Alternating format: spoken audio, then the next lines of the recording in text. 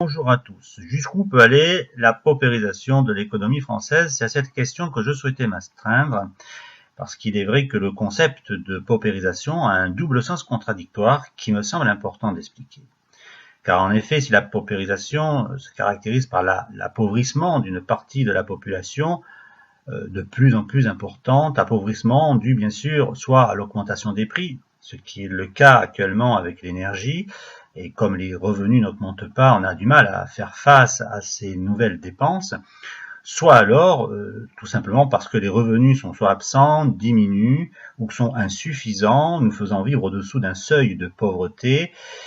et lié bien sûr souvent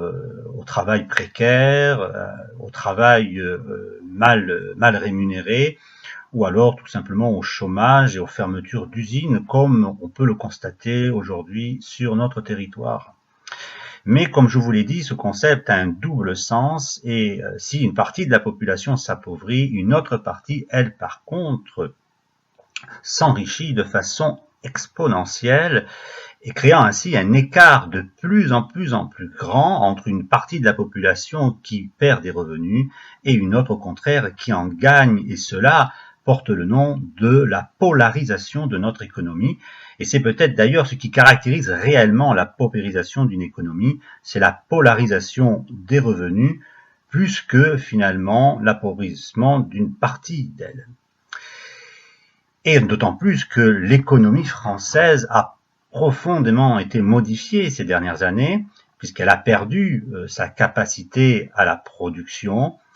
qui s'est affaiblie, liée bien sûr aux délocalisations. Elle a perdu une partie de ce savoir de pouvoir créer, à travers la production de biens, une plus-value qui était précisément celle qui permettait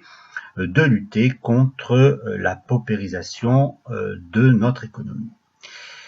Et cette économie donc est devenue une économie essentiellement de services,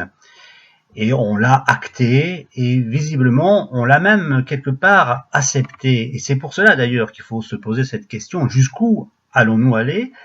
Jusqu'où on va aller pour comprendre qu'il va falloir profondément modifier ce pays pour pouvoir récupérer une capacité à la production, modifier ce pays dans sa structure, dans la structure de ses territoires, mettre en place des monnaies complémentaires, comme j'en ai déjà parlé, et mobiliser les moyens pour financer réellement l'économie locale, qui certes ne se fera pas de façon industrielle, parce que l'ère industrielle est derrière nous, mais cette production, cette capacité à nouveau à créer une certaine forme de richesse et de la distribuer différemment, de la partager différemment, de revoir nos moyens de déplacement, notre façon de vivre le territoire, notre façon aussi, notre rapport par rapport à la terre et à sa capacité. Tout cela permettra en effet de lutter contre ce phénomène de paupérisation, de le vivre autrement, et de créer bien sûr la France de demain, celle que les citoyens voudront vraiment, celle que nous aurons en effet mise en place dans cette nouvelle forme de communauté, ces formes qui nous permettront de faire face aux nouveaux enjeux finalement de notre planète. Je vous remercie et je vous dis à très bientôt.